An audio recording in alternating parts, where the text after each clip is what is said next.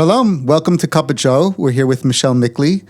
Welcome. Thank you. Good to be here. This is going to be a special episode of Cup of Joe in honor of Tu B'Av, which we celebrated this past Shabbat. And what better person to have here than a Shadchanit, a matchmaker, also many other things which we'll find out about. But one of the things and the great things that Michelle does is that you put together young couples.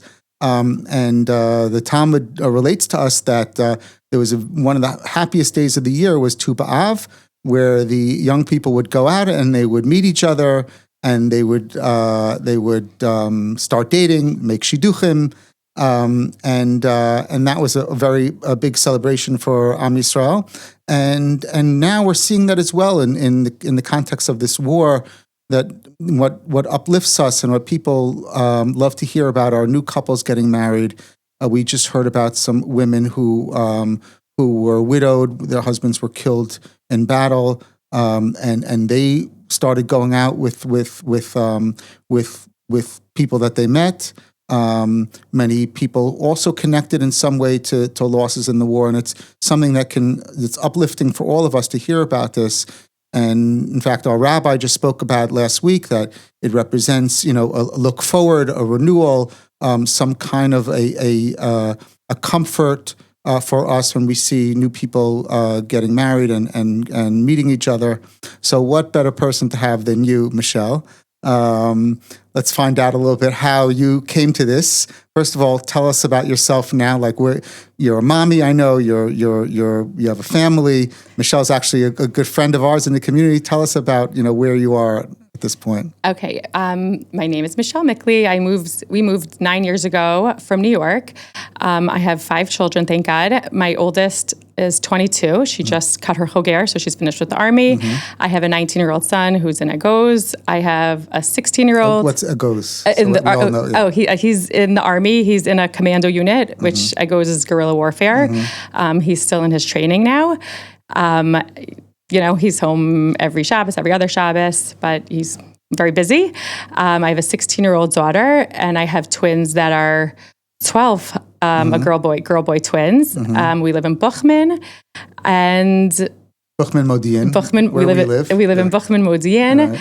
And I'm actually an occupational therapist by trade. Mm-hmm. I moved to Israel 9 years ago, and my husband is a commuter. He's a dentist, and he works 1 week in America, 1 week in Israel.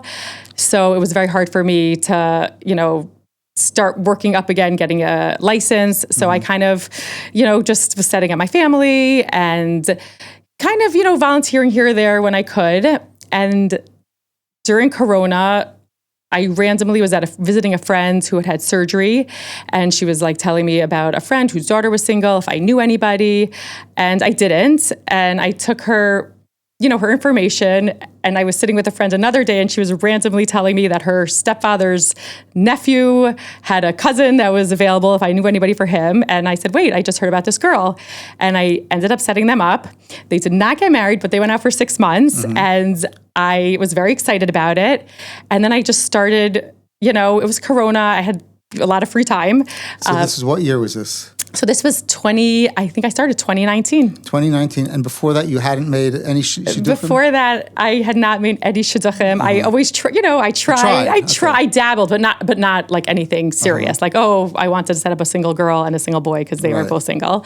But I don't know, I started like joining groups, and I started becoming very involved and making connections. Mm-hmm. And about, I would say, 2 years later, my first shidduch, so in about 2021, my first couple got engaged, and I was like over the moon, and I had already become, very involved by then. And what happens is once one shidduch is made, people start hearing about you, and another shidduch, and Baruch Hashem, my 25th couple got engaged about 2 weeks ago, and I have 23 married and 2 that will be married in September, Bezrat Hashem. In 4 years? 2019, so it's like about 5.5 years. Okay. So, and has there been an increase over the years, or kind of like an average You average a certain amount each year. No, so it starts slower, and it's definitely more and more as people find out your name and call you. So now, whereas 4 or 5 years ago, if I tried to set up a boy, they would be like, I don't know who you are. And now you have people will trust me. Right. Now all the boys are trying to impress you. Exactly. Right. You have a name, and also somebody's friend call, everybody's friends call you, I was at a wedding last night, and the 3 of my couples were there. So then somebody else, came over. Oh, they have a son, that kind of stuff happens a lot the more you do it. Right. It's been a little slower because of the war, obviously, but in terms of the amount of people that are calling me, your name gets out there more and more. Right. So pretty quickly. Because I'm in this world of like our contemporaries, our friends. They're all looking to find something for someone for their children, and it's very much on the kids' minds, the parents' minds. So they're reaching out to you, and then when they reach out to you, do you actually have how do you work? Do you have a book? Do you have you write it down old school? Do you have a computer program? Do you use an algorithm or something like that? So I'm very old school. I have I actually literally have a calendar, and I write down who I spoke to, that day. My husband was like, this is ridiculous. You have to do something a little bit. He's not on board? No, it's ridiculous that you're using a pen and paper. He's like, you have to, he tried to set up a Google Doc for me, and I inputted all the information, but I am just a pen and paper kind of person. So how it works is somebody contacts me. If a parent contacts me, I actually usually say to them, you can speak to me first, but I much rather be directly in touch with the single. I feel like I like to know the nuances of what a person's looking for in terms of religion and personality. They're deal breakers. Sometimes what the parents think the kids want is different, but what the kids want. Kids, adults, I'm saying kids, but I set up from 20s to 70, so, whatever. And then I will have a phone conversation with them, about, I usually, kind of say, bring me to today, and then they'll tell me about hashkafa, personality. We'll talk about things that they know they want, they don't want, all different kind of things. Now, does the mother come to these meetings, or it has to be without? No. So I've had once or twice, in the more yeshivish, the more yeshivish crowd, a parent will come. People will come to my house, or they'll be on the phone. I'm in Modi'in, so I always tell people it's always better to meet me, but I don't want to make anyone feel like they're being put out. Right. So, I'll always have a phone conversation. And then I always say, I do this. Oh, you'll even do it by phone? You don't need to see the person? No, I do it by phone. I always say it's better to meet in person, but, if not, we can do it by the phone. But don't you need to know how the person looks? So there's picture, today people send information with pictures, and there's no shortage of ways to find out how a person looks, as you know, social media. Right. But I always tell everybody, please check in and be in touch with me, because it really is paper and pen and my brain, which, and I never want anyone to fall through the cracks, but there's no algorithm, and there's no website, updating me. So I always say the people who are checking the most are the people that I think of the most. So I tell them, please don't ever hesitate. And, that's what people do. They'll just check in, every few weeks. I'm available. Are you ever active in the sense that let's say you'll go to a simcha and you'll meet someone, and then you'll be like, oh, someone who never contacted you, will you also look outside of your black book and absolutely. So I was actually talking to somebody yesterday. I think she was saying that she's not good at it because she's shy. She said she never can make it. I'm not shy, so I have no shame. I'll go over to kids at weddings. I'll see somebody in the street, much to my kids' dismay, often their friends will be over, and I'll try to set them up. I will go to anybody, anywhere, at any time. Right. So, and I think that's probably a key factor in your success. The fact that you're not afraid of failing. Not at all. Or of looking silly, or of embarrassing your children, or not at all. I am not afraid. We go to a Pesach program, and then somebody will find out what we do. At one, they asked me to set up meetings, and then they announce it on the loudspeaker, and I was meeting people. Then I was just going up to tables. And that's how some people I've gotten in touch with them, that way. So. There's no medium that I won't try to. Right. Now tell me a little bit about how the kids' reactions. Are they? I understand that there's some level of embarrassment, but are they encouraging? Do they appreciate what a great thing you're doing, or are they children? Yeah, or mommy, you're embarrassing me. I wish you'd stop. Find something else. Go back to occupational therapy. So it's interesting because when I first started, I think they were just what is this, you know? And also, what are you doing? Also, you know, for 2 years, you set people up and it takes, you know, till the first person gets engaged, they're like, what, you're not really good at this. Cause, you know, maybe then it was 1 or 2. As more and more people call me and I've made more and more, they're much more excited. Right. They're still super surprised. Like if we go somewhere and then people be like, oh, you're Michelle Mikhli. Right. They're like, why do people know who you are? My daughter's 22, so she's in the dating world. So she does not want me involved in her life, which is hard for me. Why though? Because she knows you're good. So I say to her, if your tooth hurt, you'd go to Abba. Like, why won't you go to me? But whatever. By the way, Yankee is a dentist for our listeners. Yeah. Also a good friend of mine. Yeah. We just went to Har Bayit together.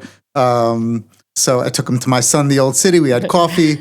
So Yankee's a dentist and he's an expert in dentistry. So of course you go to him. You're an expert in shiduchim, so why not? Absolutely. So it was actually funny because she told me her friends all call me and her friends will ask me advice and she still can't, she doesn't want to hear, she wants to hear from everybody else but me. Right. And it was actually funny because 2 weeks ago, one of her friends that lives in Karnei Shomron was like, Talia, I was just talking to somebody about being set up and they're like, you have to call this woman Michelle Mikhli.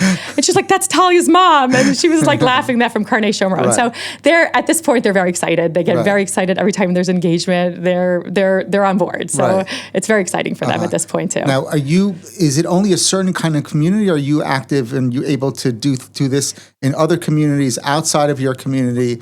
What about, let's say, we live in a very Anglo, we all made Aliyah at certain points. Some of us grew up here, but we are English speaking.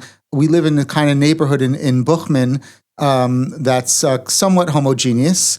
Are you doing things outside of the community? So the funniest thing is people will always say, what type of person are you setting up? And I say I have everybody from Haredi to Chiloni and everything in between, which is my first couple actually to get married was a Haredi couple. So I say it's heavy Dati Leumi just because that's obviously the community that I live in and, they're friends. But I do have total Israelis. I have, total Anglos. I think probably my biggest group of singles that I set up are Anglos that have moved here. A lot of those kids come. Anglos meaning children of people that moved here, or kids that have made Aliyah on their own. Olim. That's where you've been most successful. That's where they have come to. Those are the kids that they kind of don't have a background here. They don't have B'nai Akiva friends or high school friends or Mechina friends, yeshiva friends that are going to set them up. So those kids come and they're coming on their own. They don't have parents, friends who are setting them up here. So those kids reach out to me very quickly. And I have set up a lot of those are, the couples that I have. Because those people need you more than others. Exactly. Right. And I, as an Ola, I have a really special place in my heart for people that come. And I think these kids who come on their own are something amazing. So I really try to, give them my all. I mean, everybody, but there's something special about those people and they come without family. Right. And now how do you, let's say they're here without their family, but a lot of what you need to know or what the other side may ask is about the family. So if you don't know the family, aren't there people asking about the family when let's say at the point, let's backtrack and talk about how dating is done in different communities. First, tell me, you said you've set up Haredi couples also. How do they come to you? Again, my first couple was Haredi. Maybe, it's their friends. And then I set up a lot of people in Ramat Beit Shemesh. So, Ramat Beit Shemesh might have Dati Leumi Torni, but they also have more Haredi people. So we're talking about yeshiva, like American yeshiva, not Israeli Haredi. I have Har Nof Haredi. I always laugh because I'll always ask, where did you get my number? And then I laugh when I have no idea who the person is who gave them my number. Right. So I don't even know sometimes where people are getting, my number from. But I know in that world, there are different norms of dating, and how can are they expecting you to work within those norms, or are they realizing they're going outside of the local Haredi Shadchanit and they're going to someone outside of the box? Like, are they willing to step into your norms, or do you kind of like adopt to what they're used to doing? So I think when a more Haredi person comes to me, it's because they've kind of exhausted, maybe, they're looking for somebody outside of the shiduchim, the Shadchanim that they're used to. So I think sometimes it's a little refreshing. I'm not pushy. Like, if you say no, I'm not gonna, tell you have to try it, or like, you have to go out with this guy. Right. That's not my style at all. So I feel like sometimes that's a little bit refreshing for them. The main difference with the Haredim that I'm seeing is that they do a lot of checks before, and that they do on their own. Like, I'll send a resume with a list of references. They'll spend a lot of time. Mm-hmm. It'll sometimes be a week until I get an answer, because they're calling Rabbanim and teachers and, friends and whatever. And then I will be in between them for the first few dates, meaning I set up the date. Like, they don't speak to each other. They're not in touch with each other. They're both in touch with me. So I'll set up the date for them. I'm in touch with them, each one after the date. We're setting up the next date. So that's usually for the first 5 or 6 dates. So I would say that's the difference in my role when I'm working with a more Haredi. And they're demanding that. Oh, they want that. They don't do it any other way. Right. They don't do it any other way. So they're saying, we want you to be involved. And now you're also planning where they go? I'll give them ideas. I don't plan where they go, but I will be back and forth. Like, what date works for you? Tuesday, Wednesday, or Thursday. Okay. Then I go back to the girl. Tuesday, Wednesday, or Thursday. What time? Now, ironically enough, this is how the YU Yeshivish is dating in America now also. My friends' kids are dating the same way. There's somebody in between.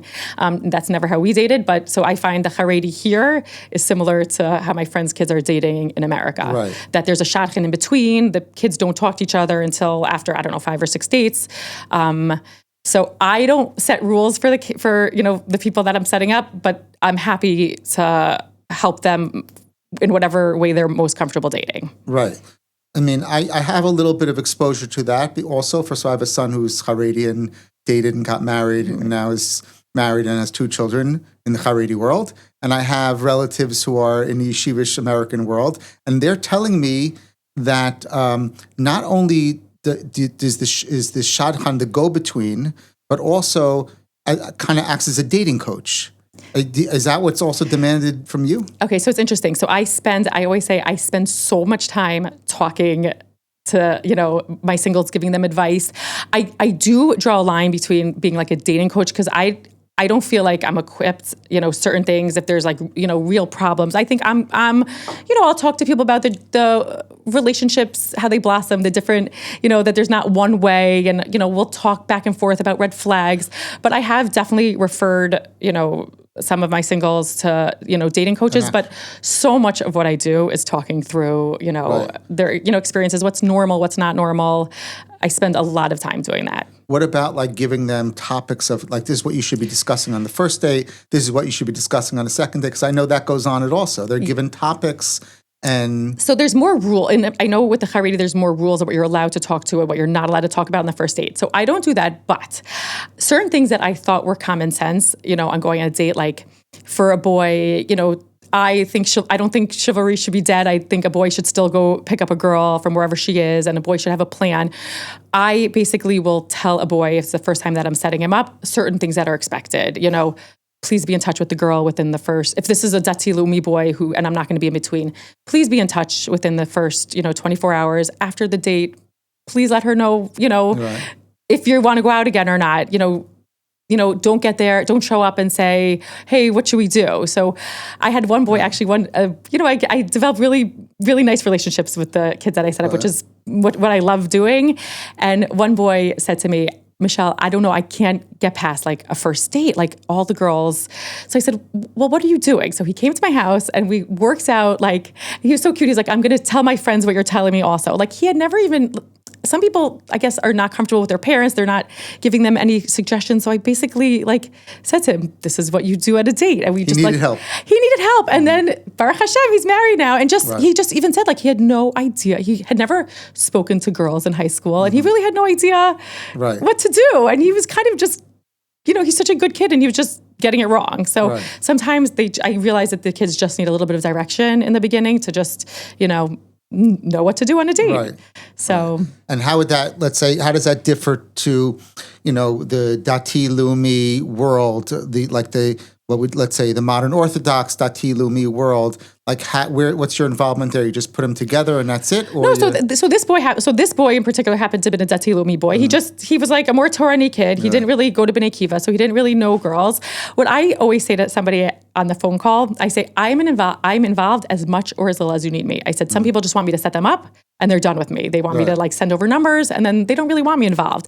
Some people want to call me and, talk through until they get engaged. Also fine. So I always say it's less to do with Dati Leumi, Torani or whatever, versus I think sometimes it depends if the people are comfortable talking to their parents, if they have friends talking to them. So I think the people who kind of are more private like to talk to me because, it stays between the two of us and they don't have to, publicize with friends and parents what's going on. Right. So I feel like that's the difference more than how, their hashkafa. Right.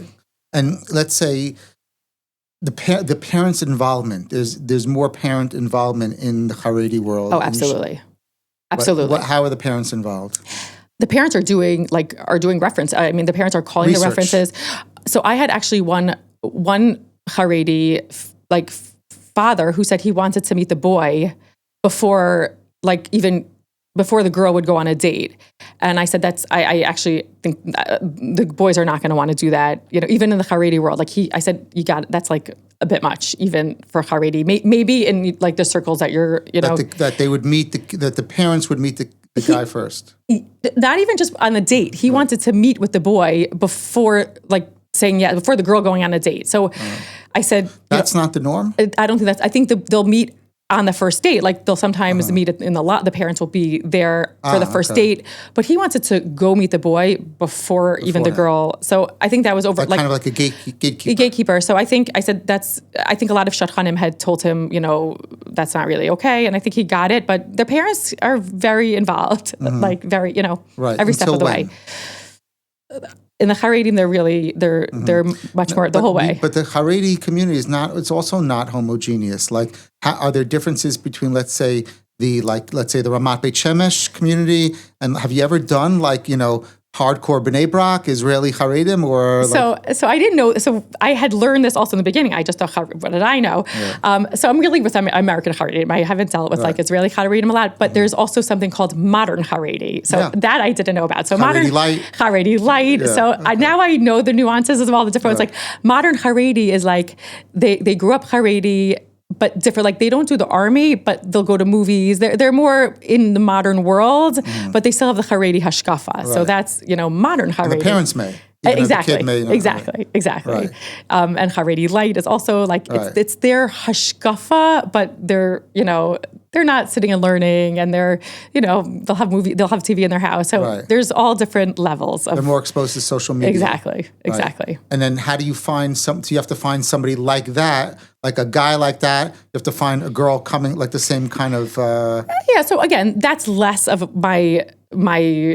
What makes up my singles? My majority is Dati Leumi, whether it's Dati light, Dati Leumi, Dati Torani. That's really, and I'll tell somebody who calls me who's Haredi, I said, this isn't the majority of who I have, but you never know. It only takes one. So have you set up anyone from either Netzach Yehuda or the new Hashmonaim unit? Not yet. I actually haven't. Okay, so, that'll be a special squiz for you when the first one comes. Absolutely. Yeah. These are new Haredi units that are Haredim are serving in the army through these units. And one of the things we hear is that a deterrent in sometimes from Haredim going to the army is that they're worried they won't get a shidduch. Because in many communities, you're considered sug bet, or not a top prospect. And I think one of the things that needs to happen is that families have to start realizing that these are really sug aleph guys and not necessarily sug bet. And just the fact that they wanted to go to the army means that that's a plus rather than a minus. It's actually funny because I do think for the girls at this point, a lot of the girls, it is not a minus. It is, some of the, I would say the American, a little bit more modern ones. I can't speak for the really Israeli hardcore ones, but interesting for a lot of, I find, of the boys who are making aliyah from America, who who let's say stayed after yeshiva or even came back, a few years later and didn't do the army are doing shlav bet because they want to. And also a lot of girls even Anglo girls will not date boys now who didn't do the army, Wow. I mean, it's very interesting. Even coming from these Ramat Beit Shemesh communities?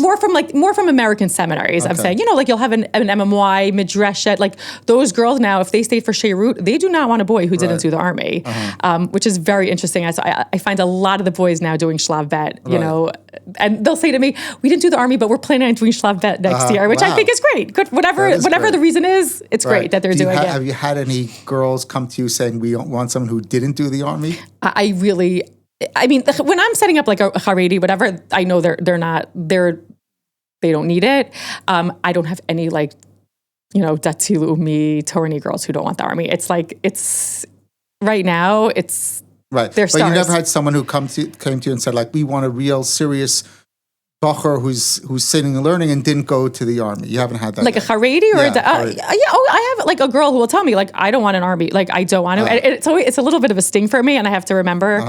I can't put my judgment, it's definitely hard, especially when you have your kids are in the army and you see your friends' kids in Miluim. It's hard to hear that. It's hard to hear that. It's also it is sometimes hard for me, to set up the boys that have. So, you have to remember, I've seen in the last 2 years that dating has been so hard for these Dati Leumi kids. The boys are in and out. The girls, are waiting, and then they come out, and then it's Miluim. They get called in, and it's been so hard. And then you see another. Sect of people that are living in Israel and their dating world hasn't changed at all. Right. I have a very good friend actually who's Haredi, American Haredi. She lives in Ramat Eshkol. And when I was talking to her about dating, I said, so hard. She said, oh, I didn't even think about that. Oh, wow, dating is really hard. Must be really hard. Yeah, it is. It hadn't even occurred to her because in their world it hasn't changed at all. So it is, sometimes it's a little sting, but that's not, I'm not here to be judgmental. She didn't realize that aside all the hardships of Miluim on the kid himself, if he's married and has children with his family, there's also the hardship of the guy who wants to get married and can't really date because he's every other month he's being called into Miluim. 100%. The hardship on the boys and on the girls. It's been really, really hard. I'll have a guy who's, he'll say yes to date. He'll go on a date and then he's called into Miluim for 2 months. And neither of them want, you went on one date with somebody, nobody's waiting around for 2 months. Right. And it's so hard. Right. And then they come back and they want downtime, which is understandable. It's really, it's hard. Have you experienced guys who would spend we know people and, what's your son's name? Yonatan. Right. He played baseball with Sammy, so I know him. I see him in shul. So has he done Miluim or he's still in Sadir? Oh, he's Sadir. He's my Sadir. My older one, my daughter was actually... Right. She does Miluim? She just finished. She was actually a combat soldier and she just finished. She just cut a Choger and she had the 4 months of Miluim attached to her 2.8 year service. Wow. So she just, she just finished. Where did she serve? She was in Istuf Kravi. And she was on the Gaza border. I mean, she was in Gaza a few times. So... Yeah. So what about have you experienced guys who come back or women even that have experienced trauma and that's affecting their ability to get it back in, when they finally get back from Miluim, is it hard for them to readjust to normal dating life or normal life of a young person that age who wants to start dating and meet people? And it has affected them so much. And it's very hard when they start a relationship and then a few months in realize they're just not in the headspace. They're just not in the headspace. They can't do it. It's really hard because you can't blame them, and it's really painful for the girls. It happens so much. It's one thing when they say they're not in the head place and don't start dating, but there have been. I mean, I had a girl sitting in my house a few months ago, and she was in a relationship with a guy, and before October 7th for months, and then he went in, and she said it ended. The relationship ended. He just after his experiences, he just couldn't be in a relationship. Right. So it's also another huge, part of this really hard war that I don't think people notice as much. It's not just that they're not available, even when they're dating. It's really it's been really hard. Right. I mean, there were these jokes going around people, a lot of Israelis like to express their issues sometimes through humor. So there's a joke going around, like, let's say a month after the war started, of like the guy coming home from Miluim, and like his wife left a list of things that he can't do that he was used to doing in Gaza. Like, you have to come through the front door, you can't come in through the wall. Yeah, you can't throw your garbage out of the window, whatever. Like all these, that it's a joke, but it's actually expressing that difficulty of transition from war to regular life. And even let's say they can go, let's say you have a boy and a girl that, they're able to, but you have to understand then they go on a date and then it's like they have to wait 3 weeks. The boys get called in for 3 weeks. Then they get to go on another date and then they go 3 weeks. I had a girl who just broke up with somebody. She said she was patient while he was in Miluim, and then, he came back and then it was like another 2 months and she just felt like it was, going nowhere. So that's also, even when they want to, it's just, they just don't have the time and they're not here. It's hard. So but I think one of the things that can give us comfort or give us a perspective is that we know that our people have been doing this for years. Even if you read about in the Tanakh that there were young people were in war, and then they came back from war and they had to deal with marriages and people who were Rahman al-Islam lost in war, and like we've been dealing with this as a people. It's basically affected our marital life and our matchmaking life, since we became a people. So that could maybe gives us a perspective and kind of. We're not the only ones we've experienced this problem throughout history. Right, absolutely. And as I would say, like as much of a challenge as it has been, Baruch Hashem, there have also been a lot of shiduchim in the last 2 years that, even from our own community, boys who were in the war and they managed to, meet the right person and get married. And the weddings that have been, in the last year and a half have been how emotional and how beautiful and how... you can't even put it in words. Yeah. And, I have a friend who I do this with, and we always say whenever, we're feeling down, like, okay, let's work on shiduchim because this is how this is what we need to do to, for Am Yisrael. Right. So there have been many, Baruch Hashem, as hard as it's been, many amazing weddings and couples and, we as a nation manage to, get through the hard times and, bring them up and people have been getting married, know. And I mean, do you see yourself as kind of like a part of like a long line of Shadchaniyot, people that we know, first of all, our generations that came before us, there were a lot of matches made in the DP camps after the Holocaust. And like it's always been a source of optimism for our people. Even the most famous wedding song that we sing, Odi Shama Bare Yehuda, is kind of like a testimony of what's going to be, when we're ultimately redeemed. The sign of that is you'll hear the song of this song in the streets of Yerushalayim of young people getting together and getting married and starting a family. So yes, absolutely. This is like, well, I always laugh because it's funny to hear, to even like a matchmaker. I guess I said after 10 couples, I guess I'm considered a matchmaker. But yes, that's exactly, to be able to bring families into this world. Like I have to say, the first time I saw a baby that from one of my couples, I had unexpectedly seen them at a wedding, and I ran over to this baby, and my husband said they thought it looked like I was going to kidnap her because I was so excited. But that's what it's to see, like the children of the people of the couples that you set up it's like then to really see the next generation of Am Yisrael. There's nothing like it, and I still get excited every time two people say yes. It doesn't get old for me. Like the first dates are exciting.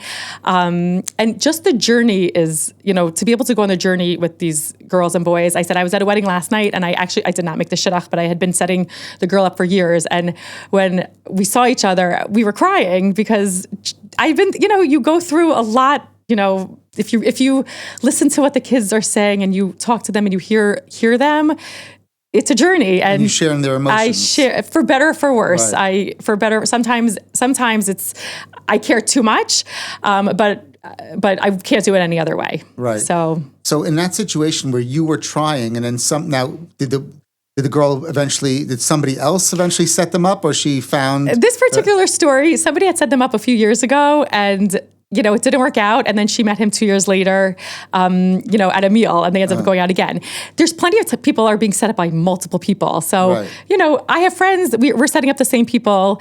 So, even if I don't do it and I have a relationship with them, like to be at the wedding and watch them get married it's everything. Is there competition between like Shadchanim? Like maybe for the ones that are like really like professional and like whatever. But I basically, how I work is I have my own, database of people. And then I work with, there's a matchmaker in Ranana that I work with, somebody in Beit Shemesh, somebody in Hashmo. So then we'll change ideas back and forth to each other. So we're just excited for each other. I'm not always both sides of a shidduch. Like, I might have a girl and I'll say to friends, let's say my one in Renana has more of a modern crowd and my one in Chashmo is a little bit more Israeli. So if I have somebody, I'll send, do you have any ideas for her? I don't have any ideas.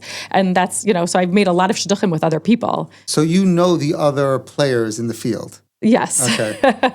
Yeah, like the basic. That's important. The basic, the ones in my, in my Dati Lumi crowd. And then let's say I have one who has more Haredi people. So if I get a person, and I don't have somebody, we'll send back and forth. So we always, we love to do this with each other. So there's you don't feel like, no one acts like this is my person and I don't want to share them with you or tell you about them. I mean, I don't think so. Because this is a little cynical, but let's say in the real estate market and you have a lot of real estate realtors and brokers, sometimes they don't want to share information about properties, not to compare. I mean, if we were making $1 million for shidduch, we might be a little bit more, stingy, but no. And the truth is, the only I will say, there is something that, I've had it, I had it once or twice where, I had an idea for somebody, I gave them the idea, we went, they said no to me and then, they'll say yes to the same idea later. So, again, there's certain shidduch etiquette, if it's within 2 or 3 weeks later, you should really go back to the first person who, suggested it to you. But 6 months later, it's like a free for all. So much of this is, first of all, it's all from Hashem, 100%, obviously, but a lot of it is timing. So just if I suggested somebody, one time and then it wasn't right for them then, and 6 months later somebody else did, that's fair game. How much of your, let's say, your working time, your non-family time, do you spend on this? Okay, so when I was at the point where I started becoming very involved, it was hard, and I had no boundaries. People would I'd be with my kids at dinner, and somebody would call, and it's hard. Somebody's calling you to set up their daughter, and they're desperate, and I would take the phone call. And it was just there was no time that I wouldn't be on the phone. It was bedtime and I'd get a call and I'd be like, wait guys, I'll come right back. And then I said it can't come at the expense of my kids, that's just not fair to anybody. So now I really will talk to people while the kids are in school. And then when they're sleeping at night, after 8:30, when I put them to bed, sleeping, I don't know what time they go to sleep, but after 8:30 when I put them to bed. And that's been, you're not putting your kids to bed anymore. I mean, whatever. After I say goodnight to them, and then it's a free for all. But I put some boundaries. Otherwise, I felt like it could be endless. It can be. Right. So, and I felt like I was, kind of losing myself a little bit and getting carried away in everybody else's relationships that I needed to, put boundaries into, when I have phone calls, and which is even better. People respect it. So you just turn off your phone, or you don't look at your phone? No, I don't look at my phone. Or if somebody will call me at night, I will say, please be in touch with me tomorrow morning, and we'll make a time to talk. I generally, in the past, if I ever went away, I felt too bad to turn off my phone completely.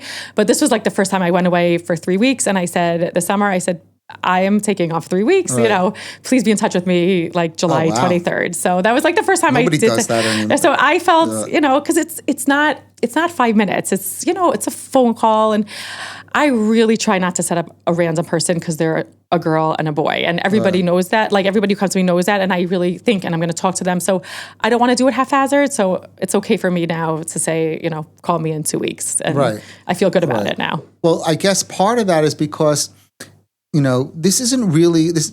You're looking at this kind of as holy work. You may get in. I don't know. We're not going to get into compensation or presents or whatever. Different people work different ways. But the driving force behind this is your desire to help people and bring happiness to them. So in that context, you have to, it can't come at the expense of the people that really depend on you, like the people close to you, the people in your family. 100%. And maybe we should all have that attitude about our work. I mean, I remember when I was I'm a lawyer and I'm a young associate, there was no time I could refuse a phone call or refuse to return an email or whatever. Except for Shabbos, I was on call all the time, and is that right? I don't know if that's right. I don't think it's right. But that's what is expected. So maybe that's something that we all have to look at and take another look at, and especially when it comes to being on our phones, which is so distracting to our family life and our personal life.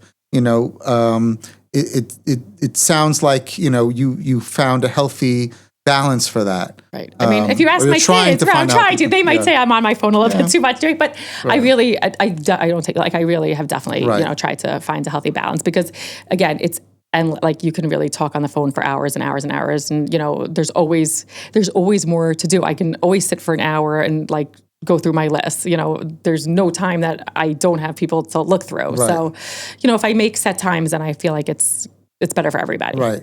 Now, when did you first realize that you had a knack for this? We'll call it a knack, a siyata d'shmaya, something, a chush, a feel for this kind of thing. When did you realize, I have, this is actually something that comes to me, I guess by couple number 7 or 8, I was like, wait, I'm good at this. I'm a people person.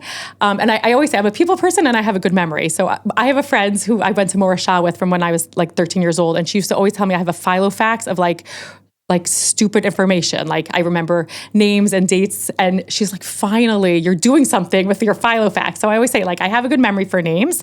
So I realize I have that, and I'm a people person, and Hashem, I actually, in davening every day, I thank Hashem for allowing me to be his shlicha, because it is such a great joy, to be able to bring people together. I know it has nothing to do with me. I know it's from Hashem. But I also know that Hashem definitely gave me the ability, because Baruch Hashem, I've made a lot of shiduchim. And once I saw that I have the knack for it, I do it. I've taken it and run with it. So do you feel that this is kind of that you are a shlicha, that you're that it wouldn't be right for you to ignore this power that you have, or this knack that you have? Well, I don't say. If I ignore, I don't know. Shlicha, Hashem has given me the ability, and I ignore it. I don't know. Ignore it. I love it. It brings me a lot of. It brings me as much pleasure as I think the people that I'm helping. I always say when I came here, I didn't want to go back to work as an occupational therapist, and when I lived in America, I spent a lot of time volunteering in my kids' schools and shuls. And I loved it, and I just couldn't do that here. The schools are public schools, and my Hebrew is not great. I did a little bit here and there in the shul, but I have felt like this has filled such an incredible not a hole in my heart, isn't that not a hole? It's brought me so much joy that the piece that I was missing from America, that I guess having a life outside of my nuclear family. This has done it for me, and this has filled me so much that I feel I'm overflowing, and I'm so great. It's not just that I'm doing for other people. I am so grateful to have this and to be able to do this, and I hope that I continue doing it. You know. Well, usually things that we enjoy are things that we're usually good at, things that we enjoy doing. So if you enjoy it, it usually means that you're good at it. What can we be doing? What can other people be doing to? Everyone talks about shiduchim, but I feel like they talk about it, but no one takes it seriously to the extent that here's an idea. I'm going to keep a list here. I'm going to keep a list there. There are things being done. There's the OU has this program of Shagru Balev, and my daughters are at least Ruthie is involved in that. I know that I have 2 married daughters, and when they get together with their friends, they talk about different things, but I feel like there's another step to go where you can actually, where it's just fun to talk about, where you can take it. What's that step like? Okay. So 2 things. First of all, I always tell a couple that when they just get engaged, I say, okay, now you 2 sit, the best thing that you could do, the best thank you is passing it, paying it forward. I said, people ideally want to be set up by their friends, before coming to me. So I always say, just think of all your, whatever matches you can make. it's on you guys. Somebody did it for you. Now you guys think. And a lot of the couples do. They're amazing. The second is follow through. I think a lot of people will have an idea and they don't follow through with it. I was at this wedding and this woman said, she said, I see, like I have an idea, but then I forget. So number 2, you have to follow through, which is I'll sometimes text somebody 5 times until I get an answer. Right. You have to not be, sometimes people feel like I feel bad. I don't, they said they'd get back to me. I don't feel bad. I think you're doing these people a favor. You have to remember also, like you're helping them, get married, go out. So you can't feel bad. I feel like that's a big thing. But really, I think everybody does have in their pool people that they know that can probably go out with each other. They just, you just have to stop and think about it. I think if everybody could, you have to. I don't know. For me, I feel like, first of all, let me ask you, can men get involved in this? Do you think it's something that Absolutely. I know Rabbanim are involved in it, but like a normal person, like who's, not the rabbi, not a Rosh Yeshiva, not a Rebbe, like Absolutely. can a normal, but and how would they do it? Because I've actually like middle-aged men always have this fear, like I don't want to be creepy. I don't want to be like that creepy guy who's like talking like and your children also give you a hard time if you become an idea like, Daddy, you don't know what you're talking about. Like my children always like know your place, Yeah, no, absolutely. There's a guy in Renana that I sometimes send ideas back and forth. He's in his 30s.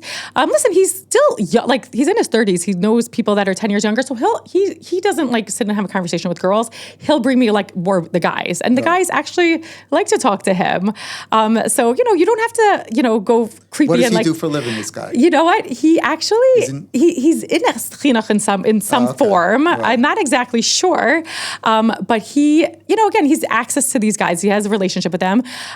He's not like texting girls, whatever. But he'll text me and he'll send me an idea. So but I feel like that. the relationship between like a married woman, let's say in her 30s and 40s, and a young guy is different than like a guy in his 40s and a young girl. Agree. You can't. Agree. There's a certain amount of comfort. I know, like I've been to smachot with you, and I see how all the guys they're trying to impress you. Like they're not trying to impress the other young girls that are in the room. They're trying to impress you. Right. So I guess there's definitely that aspect of young girls not. But again, it's just thinking of an idea. You see 2 people, like you can say something to your wife, and then it becomes appropriate for her to go, or your daughter, and say, you know what, Ruthie, I have a great idea for this girl. Just again, it's probably more.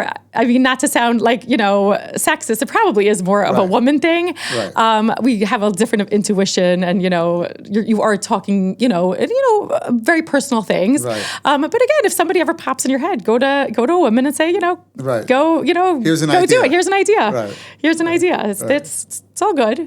Right. I find sometimes a lot of boys, this is actually cute. Sometimes like, I had a boy, let's say from Hakotel, and he would send me all of his friends. Like he wanted to be involved. So I would say, we would be working together, and he was like, love to like be like the hawk with his friends and like set up his friends. So, again, he was a 25-year-old guy, but he was amazing at it. Like some boys don't have the patience or the whatever. And we would set up his friends all the time, and he was great. Was he married? He ended up, I set him up actually with his wife. Wow. He has a baby, but I first started setting him up and he's like, wait, I have a friend who might be good for it. And then I have another friend. And then he's like, wait, this friend wants to be set up. So that's kind of how it started with him. Right. And I think that, our parents' generation, that's how they met. Like they were like, I know my parents were set up by a cousin, a friend, and like people were set up, but there wasn't necessarily a matchmaker or a Shadchanit. It was like more the friends setting up friends, and maybe that also has to be encouraged. Like absolutely, and again, that's what the kids want ideally. So I know there's actually a boy from Odeon that I had set up, and he had said to his mother, first I want my friends to set me up. Okay, if my friends don't, then your friends can, and then Michelle will be last. Right. So I actually, when I had an idea for him, his mom said it's one of my friends. She wouldn't say that it was me. Right. And then afterwards he got married, and we always laugh that he was lied to because, he wasn't ready for me to set him up. So I just was his mother's friend at the time. Right. But they don't, the Dati Leumi regular kids don't want to come to me first. They don't. Again, now already, like in Modian, it's more like comfortable. The Torani kids know they're going to be set up. So that's a little different because they're more, comfortable to be the idea of it. So they'll come to me quicker. But yes, like ideally they do want to be set up in more casual ways. So, everybody should be, be thinking for their friends. But I mean, you mentioned before, and I've also seen it, that like, different communities have changed their dating practices so that, you mentioned, let's say, the YU world in America, or even, let's say, Dati Leumi world, more Torani world. They're now turning to Shadchanim as like the first step, while in the past they would be maybe meeting each other through friends or whatever it was, or let's say someone from the yeshiva would set them up. Now I'm seeing it, first of all, in America, there's been more of a move. There's been a move toward the right to becoming more yeshivish, and that means also all the dating practices. So when you say that, kids want to first be set up by their friends, and then I don't think that's necessarily true. And maybe it should, like in the yeshivish world, like maybe ideally in a perfect world, it should be friends, but now that's just not done, and therefore. Well, interesting. So in America, in like YU yeshivish, I know my friends have told me. So it's different. If a friend thinks of an idea, the friend can't do it. The friend they call a shadchan like just to be in between. So that's not done here. So that's not done here with your Dati Leumi kids. There has to be a shadchan in between. Here it's not like that. The friends could set them up. The problem here, I think, with the Dati Leumi kids is that, let's say they want to meet on their own. So that's like everyone. Oh, I just want to meet. I want to meet. I don't want to be set up. Right. Where are you meeting? So in high school, you have B'nai Kiva, and then, you have, if you've worked, shul, if you work in friends Macha. Of parents, okay. Right. So the problem is we've actually, in Modi'in, in other places, we have tried to make Friday night meetups. Right. The kids all talk about wanting to meet naturally, but then they're all like, oh, we don't want to go. We think it's weird. Right. So that's like a real struggle. We've done like Friday night in the shul, and the kids are like, oh, it's weird. Like they all say they want to meet on their own, but after a certain point, where are you meeting people? Right. If you go to college, okay, so you've met anybody in your class, and then where else are you meeting? People meet in the army, people meet in college, people meet. We know in our shul there have been several couples that got together, children of our friends that got together in our shul. So that's really it. So that's it. So you think like that's ideally you want, but then you finish the army, you haven't met anybody. If you're in university and you haven't met anybody, so I think that's where it's like, okay, like you have to be open at least to different ideas. It's great to meet on your own. It's great. Like people have met on a bus. People have, met in shul. People have met going to somebody else's shul. But just to be open to the idea that sometimes, sometimes you need some help, and it's you could do both at the same time, and it's not a bad thing. So one of the things I'm hearing, let's say from in America, is that there are all kinds of norms or rules that have kind of become accepted by the kids, but they don't like it. But they feel they have to work within that system because that's the system. And if they want the boy that they want or the girl that they want, it has to be through that system, even though they don't like the system. Yes. How did that happen? Okay, so it's funny. Like my daughter, a lot of her friends were dating in America. We moved here when she was in 8th grade, so she has a lot of friends in America, and she cannot believe, like, where do you move from? We moved from North Woodmere. So my girls were in Shalamis, and my son, my little one wasn't in school yet. My older one was in South Shore. So we were like I guess very YU. So a lot of her friends now have moved to the right, the girls that she had gone to high school with, and she just still can't get over it. Like they get set up, they have to look, if you want a certain boy, you have to put on stockings, you have to. Even though they don't normally wear stockings. Well, then they're going to start, then they wear stockings. Right. Like they do wear, like, it might not be something that they would feel like they have to do, but if you want a certain type of boy, that's what you do. And then they go out for 3 months and they get engaged, and she just, it's funny. It's so different than it is here. And like, the difference there is there's nothing to do, like you're dating, your job once you're come back from seminary, maybe like 6 months later or the next year, that's part of your job. Here are the kids, I feel like it's definitely, there's so much more things that the kids are doing at the same time that there's a very different pressure to get married here. It's not, 21, 22, 23. My friends in America, their kids are 21 and they're worried. The people here are 21. They're not like worried that their kids are, they're still just finishing Sheirut or the army or like, going to go traveling. There's none of that there. If they're not married by 23 and their friends are married, there's nothing left for them there's no traveling. There's none of that. So in terms of, there's definitely a different pressure. And yes, there's rules, like, the first date is this amount of time and you could talk about this. And it's wild. It's definitely different. What caused that though? Do you know? I don't know. I haven't gotten an answer to that. I feel like somebody like from Lakewood decided these are going to be the norms, and it's almost like we become programmed to think that this is the way it has to be, even though it doesn't. And it really takes someone to say like, this is, we're not going to do it like this, and no one feels like they have control over it. Listen, it's the same thing. Like, how did this obsession with pictures happen? Okay, people are sending pictures back, like.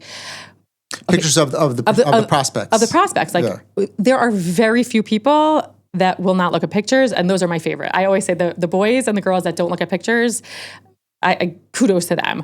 But they would still want you to, let's say, somebody to tell them, I think this person would be good for you. I think this person. Listen, I'll set them up. And I guess, like, I do try to match looks, obviously. If I have a supermodel, I'm going to try to match her with a good-looking guy. Right. But only why though? I think that's just human nature. I think, again, like somebody who's, more nerdy, I'm going to set up with someone who's more nerdy. Just, I guess, I don't know why, but that's that I understand, because they're both, let's say they're both shy and but looks, it has to be that something, because they are aware of their own good looks, so they think they need to have somebody, Yes. Right. I would say the better looking people are, the better looking girls are more picky. Appropriately, I would say the guys oftentimes think that they're better looking than they are. Okay. Or their mothers think mothers think that they are. Right. But again, like, it's so nuanced looks. Like, again, I'm not, even if I don't send, again, I try to match up somewhat equally. Again, you can't, it's looks, but this obsession with pictures. Could you send me another picture? Could you send me a full-length picture? Is that here too, or that's America? Everywhere. That is everywhere. Could you send me a full-length picture? Then they'll say to me, I want to, like, that one is casual. Do you have one of her dressed up? And then some people don't like if they can't find them on social media as well. And I'm like, isn't it a good thing that they're not on social media? So where did that, like, when my friends were dating, nobody had pictures. Somebody called and said, do you want to go out? And you went out, and you trusted the person. And you trusted the person. Right. And even if you didn't think the person was like drop dead gorgeous on the first date, you would go out again if you had a nice time. Right. Oh, so they're lying to me is, I can't go on a first date if I'm not attracted. So I say to them, you can't get married if you're not attracted. You don't have to be attracted to a picture to go on a first date, because there's so much more to attraction than, just physical features. Right. So you're getting this more from the men, I'm assuming, than from the women. I get it from both. I'm not going to say I don't get it from the women also. I get it more from the men.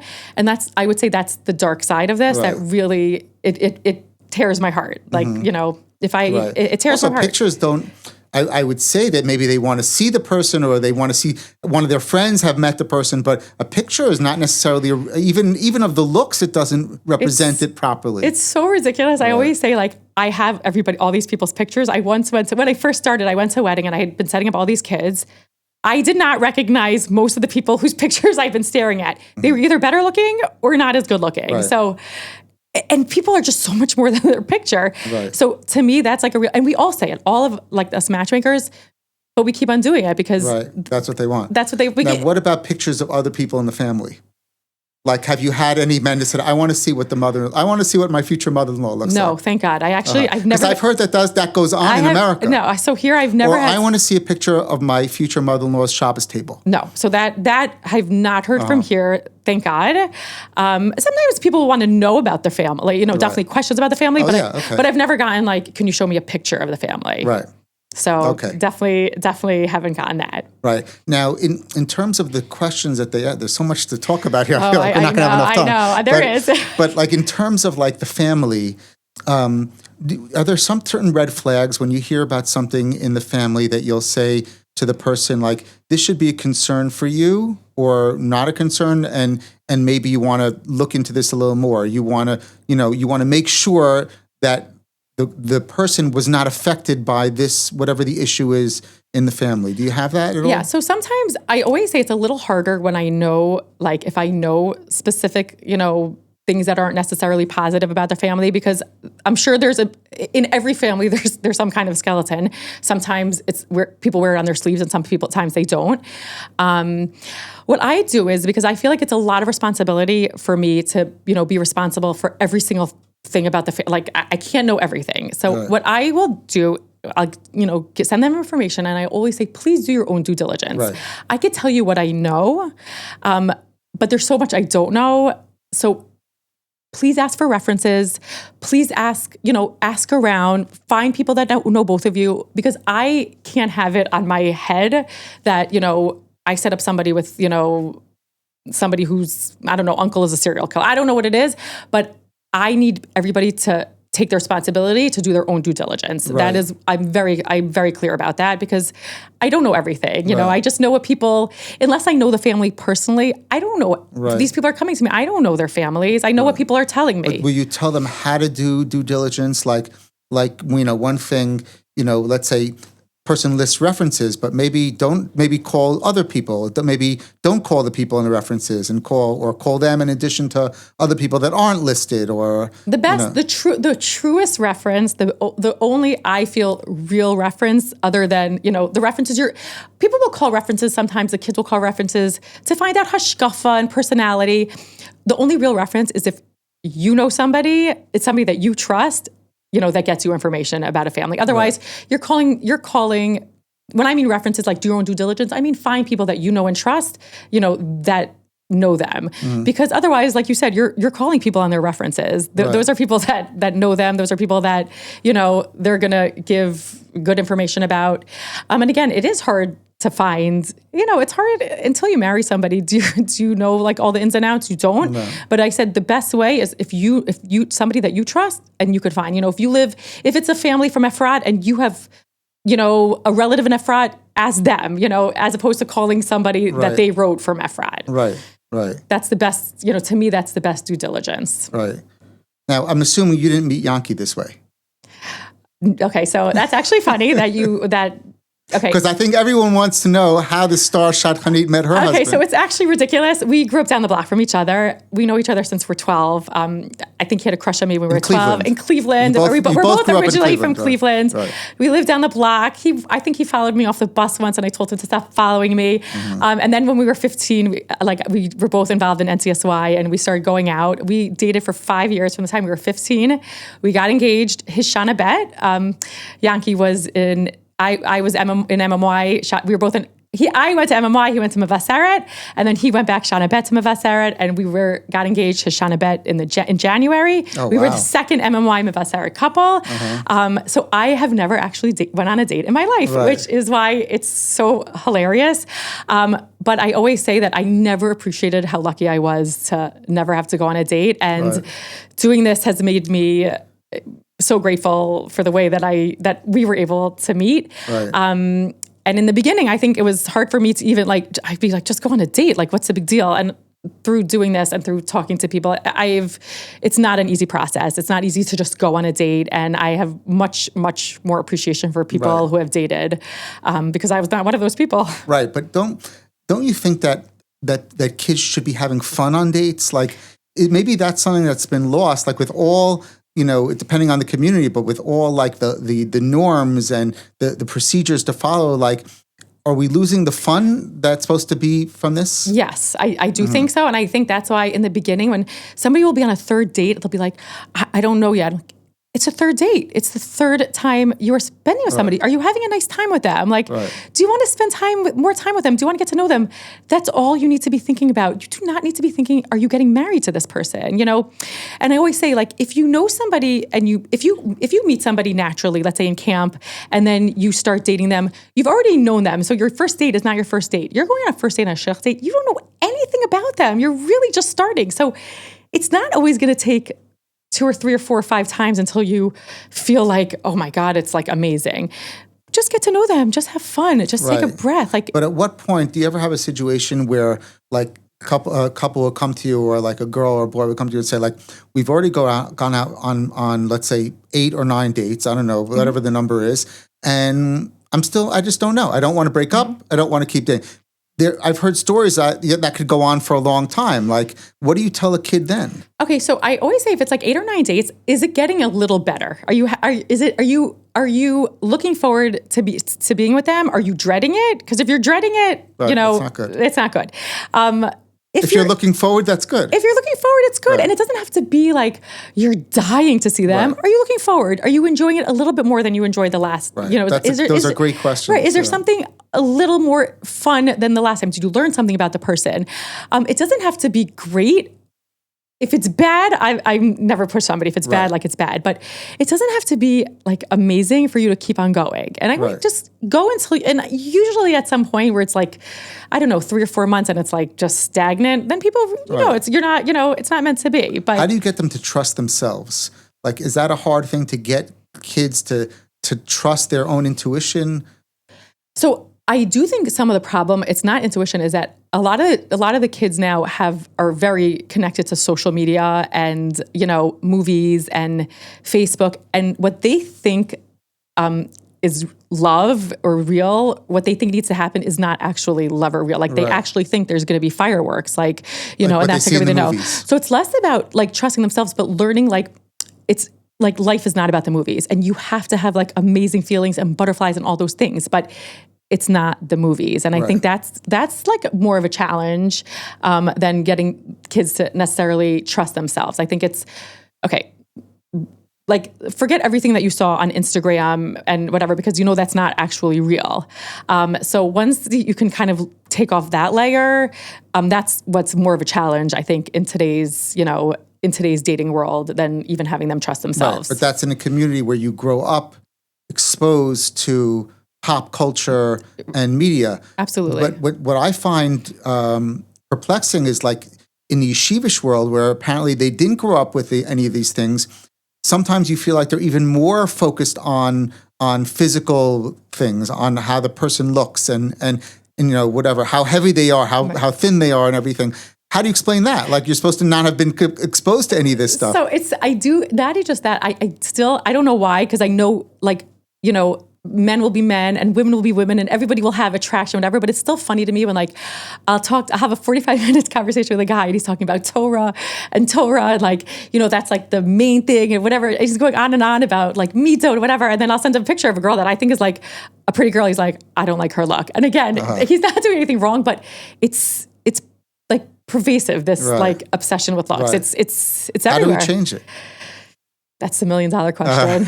If you have an answer, tell me. Does it have to do with like our culture now? So much is media, and so much is, even if you're not exposed, you are exposed because you're seeing billboards, you're seeing, you know, it's everywhere. It's in the newspaper. Even like in the Haredi world itself, there's a much more of an emphasis on looks. For some reason, I don't know.